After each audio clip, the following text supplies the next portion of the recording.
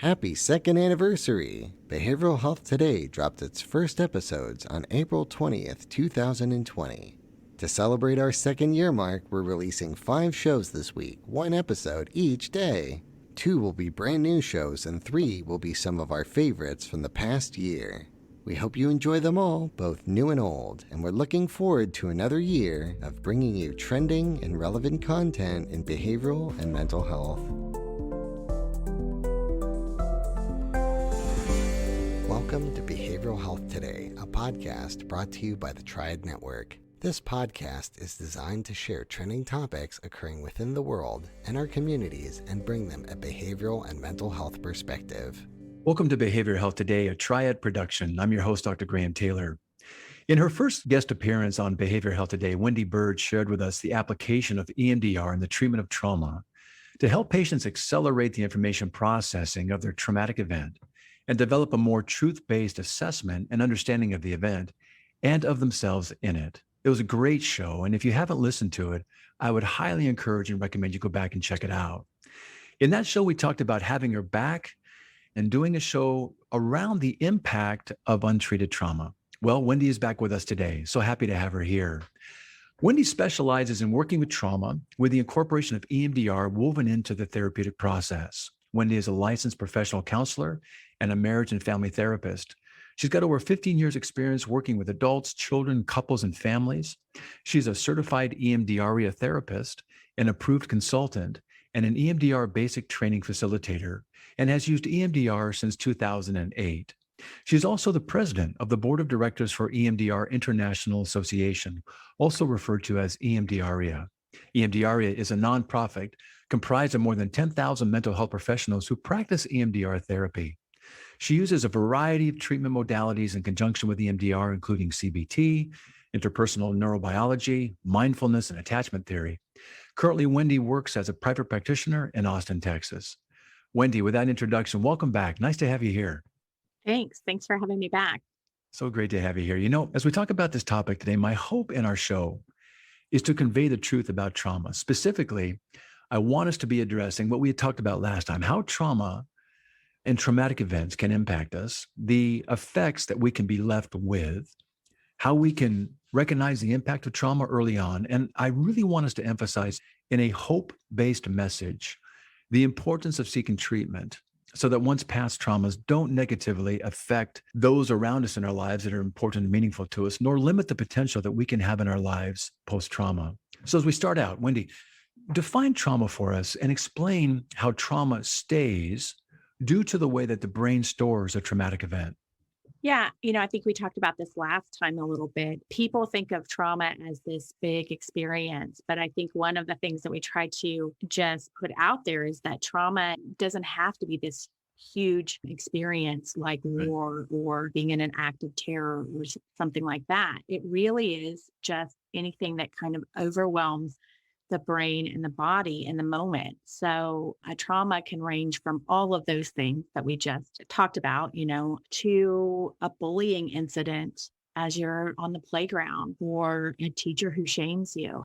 So it's just a wide range of experiences because it's not really just about the experience. It's about what happens to the body during the moment of the experience. So you're talking about what oftentimes gets referred to as kind of big T and little T traumas. The big T would be the 9/11s, acts of terror, war-related things, or, car accidents, assaults, et cetera. And those are oftentimes pretty easily identifiable, aren't they? I mean, you can't miss those ones. But then they're the ones that sometimes can be a little more nuanced or subtle, and we may not even see them as really being traumas, nor the impact that they can leave us, whether it can be a parent not responding to one's need. It can be a parent being kind of withdrawn, or it can be a bullying on the playground. So there are different types of traumas that we get to be aware of and actually even address in our time today. Yes, that's exactly. I think that's just what people kind of need to realize is because people will discount the smaller things as I should just get over it. Shouldn't be a big deal, but we're just not wired that way. If something hits our body and kind of overwhelms us, then the body remembers. The body is a really smart mechanism, I kind of say, it's built to protect us. So if something feels bad and overwhelming, it stores that information in a way that says, remember this is important, don't do it again, or avoid it at all cost. When you put it that way, I like the way you framed it. We just can't get over it. The idea that, we think, well, maybe, my dad was just that way, my mom was that way, or the school that I went to was that way. And, no big deal, and kind of tough it out and muscle through it. But what you're saying is that the way that we are created and the way that we're designed, our brain stores those interactions in very unique ways. Little do we know it. Exactly. And they're stored in such a way that the best part of it is it's meant to protect us in the future. The most challenging part of it is it can have some real impact on us if we don't address it. That's right. And the subtle way that it's kind of stored, oftentimes it's not stored necessarily in a cognitive way. It's stored in kind of implicit knowing way. And so it doesn't feel like this thing is having the impact that it's having on us. It doesn't feel like these two things are related. How I'm feeling now when the cold weather comes in, for Right. instance, doesn't have anything to do with that accident that I was in a couple of years ago on that cold, rainy day. The brain doesn't put it together. And so people kind of don't make that connection. That's an important piece because oftentimes one may not even know that their experience actually qualifies for a trauma. All they know is that after that event, they just went on about their lives. Little do they know that they're finding themselves experiencing the residual effects from the trauma that can manifest in a variety of symptoms that indicate and alert us to the reality that actually a trauma has been experienced. But they don't oftentimes, like you said, pair that together. That's a very real piece, isn't it? It is. I find that people that come into my office don't necessarily know what they might be able to identify some of the things, but they don't put it together. Oh, this whole story is working in a way that makes sense to what I'm feeling right now. Yeah. Yeah. I think part of what we get to do, and I hope we get to do some of that in our time today, in addition to identifying trauma by just naming a variety of incidents that can do it, like you said, the 9/11s, the terror, relational things, we can also help folks recognize that maybe they're experiencing some trauma-related effects by talking about the various areas we'll be talking about today. What we do know is that untreated trauma and its symptoms, they don't diminish on their own. They just don't go away with time, or we don't kind of get used to them. They just don't fade. And regardless of the extent, untreated trauma is going to manifest in physical and we know emotional, psychological, and social issues. Describe for us some of the common signs and symptoms that we just kind of generally know would be indicators. Let's start there and we'll kind of move into some other areas that can be indicators. But just come with some of the common signs and symptoms of trauma. Yeah. I think people kind of think about trauma as PTSD and flashbacks and, nightmares. And anytime I hear a sound, all of a sudden my body's reacting. I'm, diving under the car sort of thing. And that is true. That is part of the trauma response. But there's so many more subtle things that we kind of don't recognize, from the emotional tolls, anxiety and depression kinds of things, those broad categories, but also irritability or overfunctioning or trying to control our environment in ways that feel like it'll keep us safe. But in all actuality, it's just the body trying to work out, how do I stay safe in a world that feels very unpredictable and unsafe to me? So there's that hypervigilance that shows up in all kinds of ways, and all the defensiveness that we think about, especially if you think about in families and couples, those topics often that couples know are untouchable topics, for instance, that's often related to traumatic experiences earlier in life. What you're saying here, Wendy, is that while the brain being wired to protect us also may not help us appreciate that we are actually responding in anticipatory ways and in hypervigilant ways. It's actually geared to protect us, but oftentimes the very things that protect us and keep us safe are some of the things that actually interfere unnecessarily and make worse some of the things in our lives. So let's kind of shift just a wee bit here and address maybe the impact of untreated trauma. We know that untreated trauma costs the U.S. an estimated $46.6 billion a year. We know that women are twice as likely as men to experience a trauma. But let's get into some of maybe the more specific areas that get impacted through trauma. Let's start with the person themselves. You began to hint toward it just a moment ago. We know that a number one behavior really that maintains the symptoms of trauma is one's avoidance. So talk about how following a trauma, a person is impacted, including issues of trust, feeling on edge, being with or being in around others.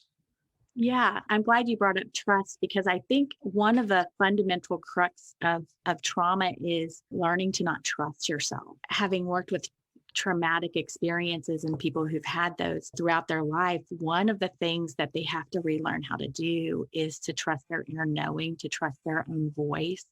Oftentimes, especially in early childhood with their families, they are kind of taught to discount their own emotions, to discount their own knowing. And so they don't know how to make decisions, for Yeah. instance. They don't know how to draw boundaries that are healthy for them, that protect them from getting hurt, or even sometimes knowing what they like and what they don't like, because the system is geared towards scan the environment for danger, protect from that danger. And that's the primary way that the person's walking through life. When you start out like that, it's almost the ultimate betrayal of self. Like we don't know that we should actually be trusting some things because it gets confused. It's actually a betrayal of ourselves, isn't it? That we can't rely upon some things that Yeah, are coming up and to identify them accurately and validly. exactly. And then that has all sorts of repercussions interpersonally and in relationship because people will kind of feel what's going on. You walk in and you're a little bit anxious. Well, the other person doesn't know what's happening, but they feel the anxiety or the fear. All of a sudden, that person is not being treated in a way that's kind for Yes. them because the other person is reacting to some unknown emotional experience that the traumatized person doesn't even know they're bringing into the room. That's a sad thing, isn't it? Little does a person know, the one with the untreated trauma, that they're actually behaviorally, relationally impacted by the trauma that kind of has them maybe not being as outgoing or as open, or maybe kind of, reticent to engage. And that gets read by other people as, wow, something's going on here. And then they respond not knowing what it is. And the person with the trauma kind of goes, well, see, people don't like me, or I get to feel uncomfortable. They think that I'm weird. And this whole unnecessary hole goes down, or Yeah. takes someone down into. It can be a really vicious cycle. And the impact of the trauma has that person misreading cues. So what Yes. most of us would think of as a benign cue, someone who's got trauma is going to read that as danger and they're going to react in a different way. And so that just starts that cycle of going to where they get hurt, they get re-traumatized, rejected, their relationships aren't thriving. Go around just another lap on that. This idea that at its very best, should we have stayed in that environment, the vigilance we would have, the kind of scanning one's environment could actually be a really great survival technique. But unfortunately, when we're out of that environment where the trauma took place, and we're in healthier environments where it's not bound to happen, one is still using the same defense mechanisms, same security operations. Little do they know it, that can unnecessarily and do impact negatively the relationships that actually could be corrective and really rewarding for them. Yeah, that's exactly right. It's this paradoxical situation almost that they find themselves in. And then, of course, with trauma comes shame. You get all of that. There's something wrong with me. I'm doing it wrong. I'm bad. People just automatically reject me. I hear people say, I'm cursed, you know, Yes. those kinds of things. And I think going back to the biology is doing what it thinks is going to help. It's scanning for danger because it can't catch up kind of developmentally to go, okay, there's no longer danger. The Yes. body, the stress axis is just constantly going and doesn't know how to shut off. That's right. And, and so the person is kind of trapped. And it gets really scary when you have kind of chronic trauma, chronic stress, because our body's equipped to deal with something that overwhelms us and Mhm. we can move on. A lot of times we can sort that out. But when there's chronic stress, things like just name calling and chronic Yeah. criticism or rejection, that's when we don't know where the bear is, but we know there's a bear. Exactly. That So that kind whole idea of complex or and kind of the chronic nature of some just makes the whole trauma experience that much more compounded. We'll be right back after word from our sponsor. Continuing education is both a requirement and a learning opportunity, but finding the right CE provider can be challenging. AATBS, a triad company, offers continuing education for psychologists, social workers, marriage and family therapists, counselors, and behavior analysts. CE courses are available both individually and as part of our new All Access Pass.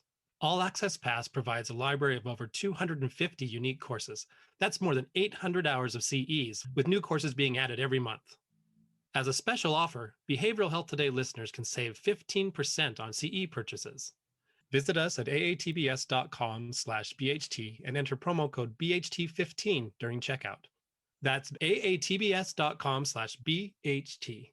Check out our library and check off your CE requirements today.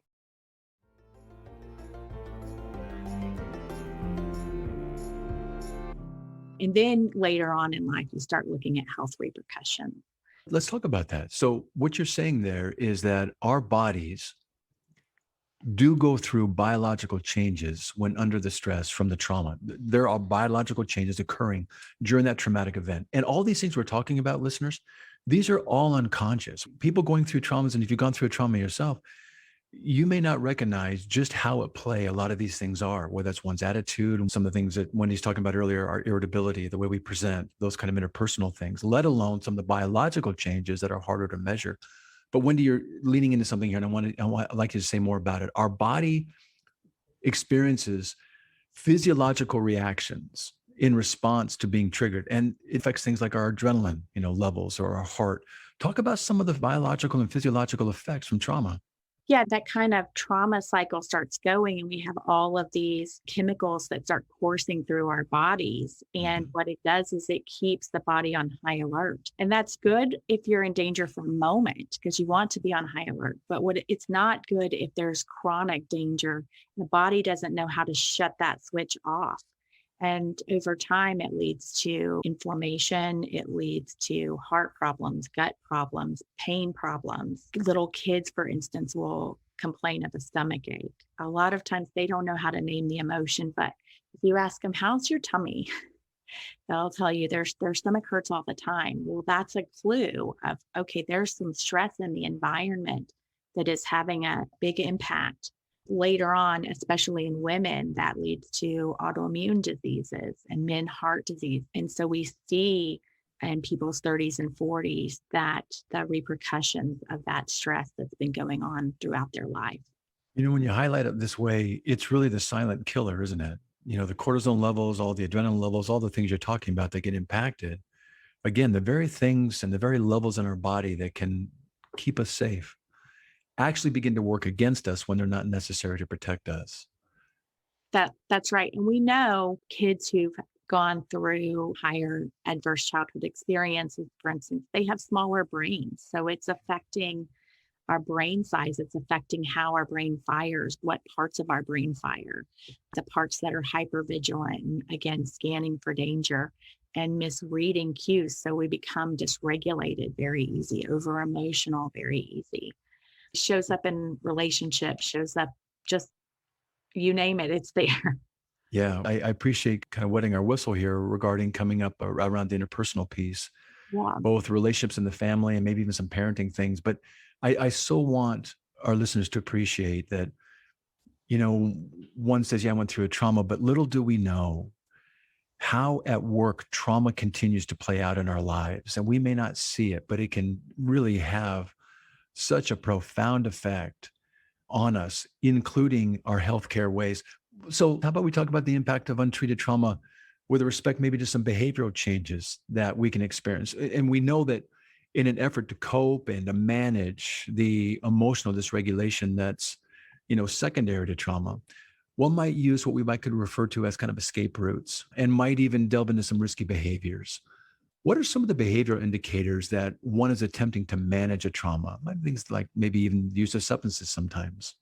Yeah. I mean, I think use of substances highly correlated to trauma. And it makes sense because you can imagine all of that stuff underneath consciousness that's kind of churning and activated. And we don't even know why. We just know something doesn't feel good. If I slow down, I don't feel good, or if I can't get off the couch. So substances will kind of put a wet blanket over that emotional pain and physical pain that we're feeling. It will block out some of the memories that come back and get us in a state where we very quickly change the state of the body and the mind. And if you're not feeling good, that's a pretty appealing aspect.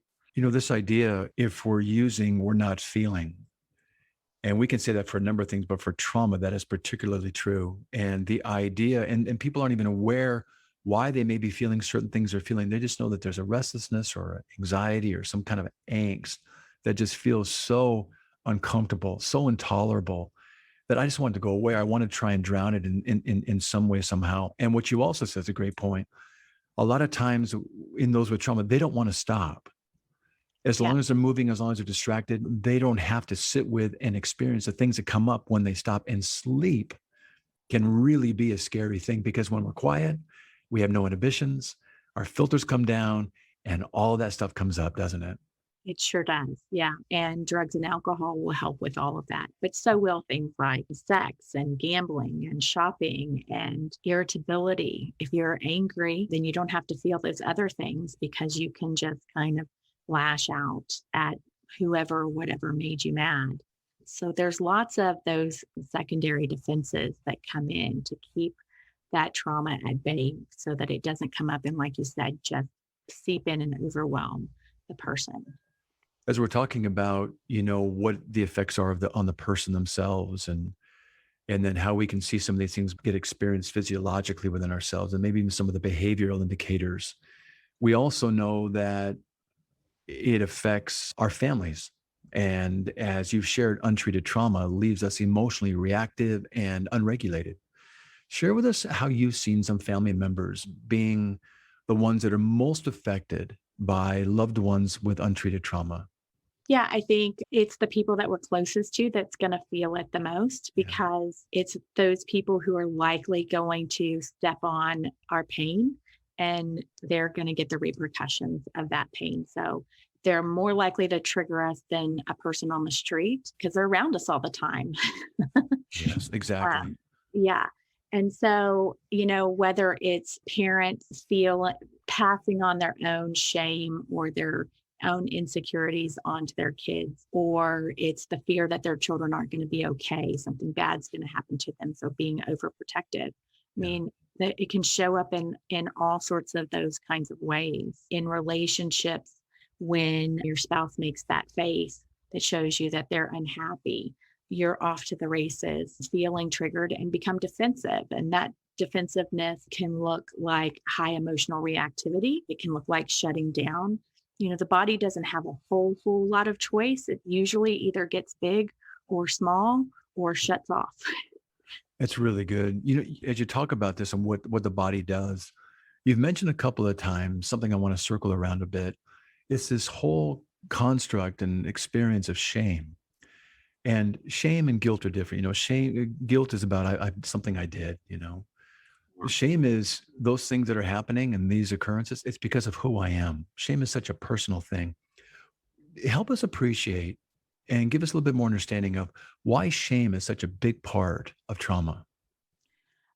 I teach people that shame and trauma go hand in hand. They're just best friends. And part of it is when we are in a situation where we're overwhelmed, we're really helpless. Yeah. And that sense of being helpless, whether it's someone yelling at us or a big disaster, that sense of helplessness has shame attached to it. And then we kind of put cognitive meaning to it. Why did that happen to me? Or I must have been bad. For little kids, for instance, they're not going to have the developmental capacity to go, oh, mom and dad are fighting, or dad is an alcoholic, or mom's dealing with this trauma that she had when she was a child. It's just, I'm bad. Yeah. That's how they make sense of it. If parents are upset, I'm bad. And maybe if I can be different, they will love me or treat me better or see that I'm good enough or worthy of love and kindness. Bessel van der Kolk talks about children are meant to be adored.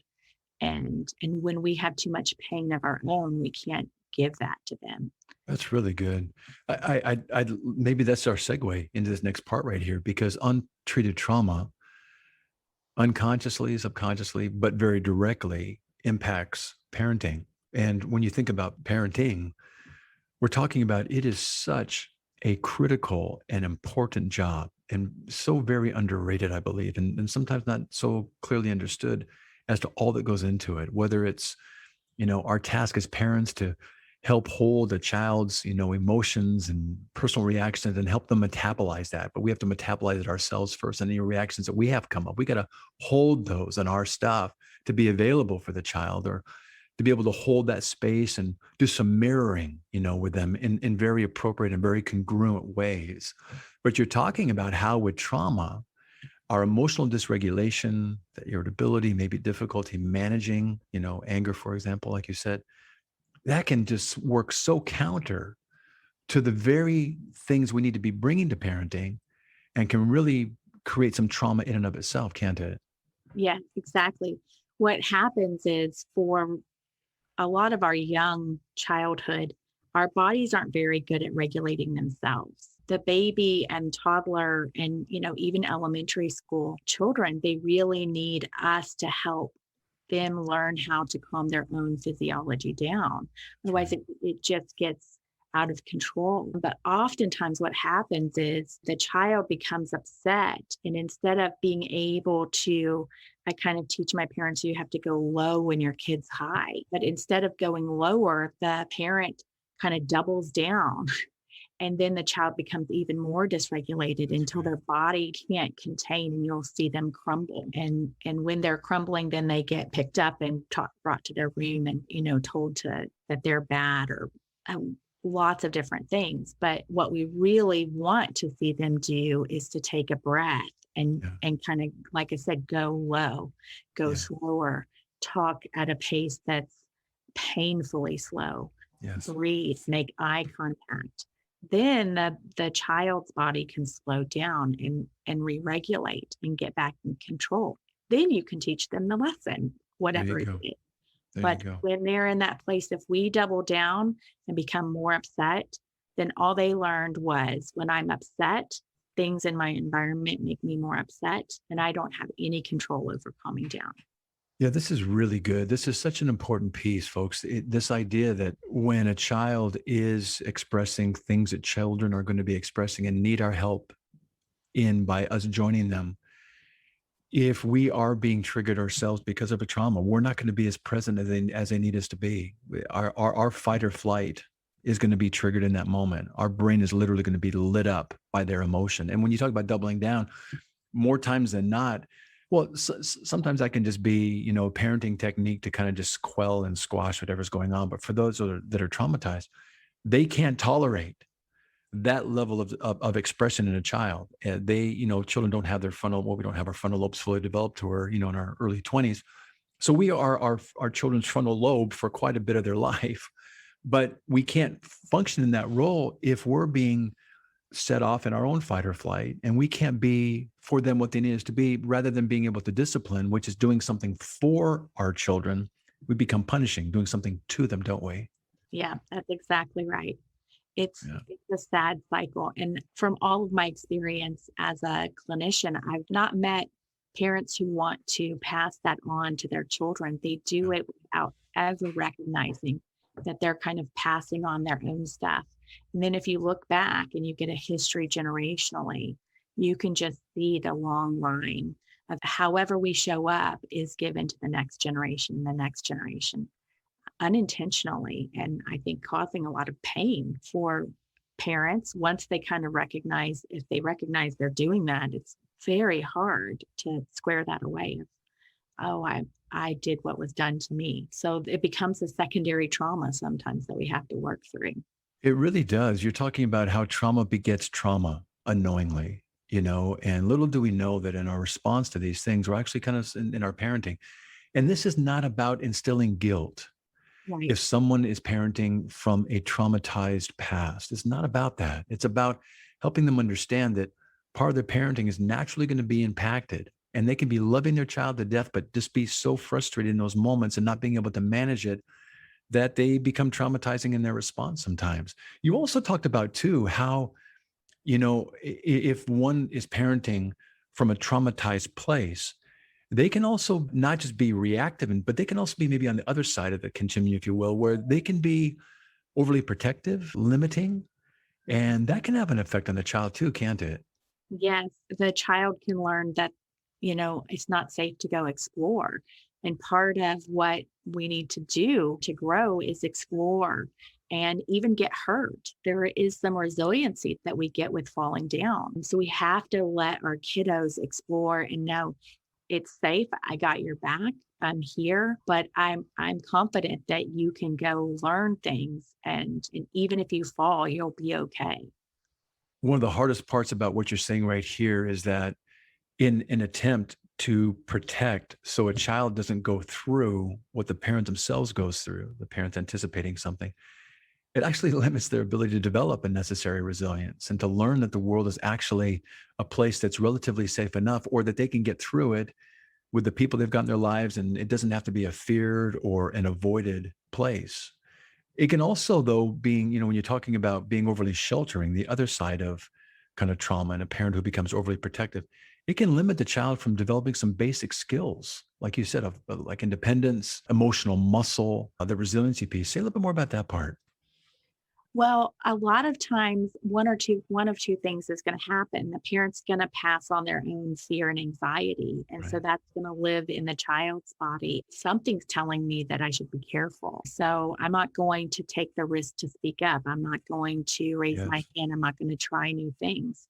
But also, it can be overwhelming to the child's system. And so the child starts to learn to avoid and shut down Yeah. and kind of go numb, because that parent's overprotective is overwhelming to their body, and the body doesn't know what to do. So it just shuts down. And you can see both happening when the parent's kind of doing that. I think about the parent who is always trying to give the lesson of life, right? And Right. it becomes this lecture, and the child can't take you can't take that kind of intensity at you for so long, so they just dissociate. So they just stare off into space. Well, their brain gets really good at not being present.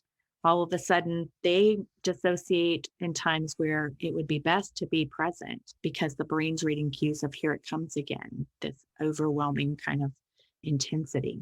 This really is, isn't it? It's the sequelae of untreated trauma. It's the rippling effect that gets passed on and gets passed on, not intentionally. And oftentimes the best of intentions, unintentionally, trauma begets trauma. It just impacts unnecessarily. And the child begins to develop things themselves to cope that actually are, like you said, the secondary trauma, if you will, the That's vicarious trauma. Mhm. I kind of use the example of, if you're carrying around a lot of unresolved trauma, I don't know how it's going to get passed down. I don't know what that exactly will show up. Maybe it'll be a sock on the floor. Maybe it'll be trying to learn to ride the bike, all of those little lived experiences. I can't predict the story, but I can predict that it will show up, and we will see the results of it in the child. It will show up, won't it? It's not possibly, it's just a matter of Yeah, when and how. when and how, and what exactly. I was interviewing a guy most recently. He says, we've all got baggage, but the thing is how many bags you have and what's in your bags. Exactly. Yeah, Yeah. it really is. Well, Wendy, my hope in our show today has been to convey the truth about trauma. Specifically, we wanted to address how traumatic events can impact us and the effects that we can be left with that you're articulating so very clearly to us. And some of the signs, in addition just to identifying events, we can talk about some of the signs we might see within ourselves, the signs we might see physiologically, the signs we might see behaviorally, the signs we might see within our family systems, or maybe even in our parenting. And while outlining all that we've done today, we want to emphasize again, folks, the impact of untreated trauma, both to one's life and on the lives of those around us. But in doing so, we don't want to paint a disheartening message, but instead, while we're stressing the severe impact of untreated trauma, in an attempt to encourage getting it addressed, we want to convey a hope-based message. So we so want to encourage the importance of seeking trauma so one's trauma doesn't negatively affect those in your lives around you, nor limit one's potential in life post-trauma. Wendy, as we begin to kind of wind down for today, I would love if you could help our listeners have some resources that could be available to them. If they're identifying in any way with the things you've shared with us today or know someone that goes through these things, give us some resources to pursue trauma. Last time we talked about EMDR, I'm an EMDR therapist, so I'm a huge fan. I think EMDR does a beautiful job of treating trauma, and that gives people a lot of hope. The brain has neuroplasticity, it can Yes. change. And so these things are changeable and very treatable. And we come out on the other side far more resilient than we started off. So EMDRIA is a great place to find an EMDR therapist. There's a directory on the website. It's emdria.org. You can go to the directory there and find an EMDR therapist in your area. I'm also a big fan of trauma-informed yoga and neurofeedback. There are treatments out there that in conjunction with EMDR, I generally go, hey, let's wrap this in a package. We have the EMDR helping how it's stored physiologically, yoga helping the body move through, neurofeedback kind of rehabbing the brain, especially if there's been things like drug and alcohol use. Then we get the whole system kind of working conjunction. So I really like that. We've got a guest coming on our show, a colleague of mine actually here where I practice in Hawaii that does the trauma-informed yoga. And I'm really excited to see how she's weaving that into some of the work, like with what you're doing. How about for our listeners that might want to get in touch with you and understand kind of your role and involvement in this? Can they get in touch with you as well? Absolutely. You can go on my website. It's just wendybyrd.com, WENDYBYRD.com, and contact me through there. I believe I'm in the EMDRIA directory. Yeah, you are. Yeah. I think so. Yeah. As the president, I think so. Yeah. I haven't looked at my profile in a while, but I believe it's still up there. So that's another way to reach out to me personally. Awesome. Well, Wendy, I always love having you. I'm so glad you came back today. Thanks for sharing with us today, the multiple ways that traumas can manifest, untreated traumas can manifest in our lives, and pointing out, the services that one can seek to address trauma in their life. So thanks so much for being with us. Thank you for having me. Been great to have you back. And for those listening, if you have experienced an event in your life that you think might qualify as a trauma, or if you identify with any of the signs and symptoms that Wendy has been covering for us today so thoroughly, consider connecting with a mental health practitioner. You're carrying a pain that you've learned to live with, and you carry it every day.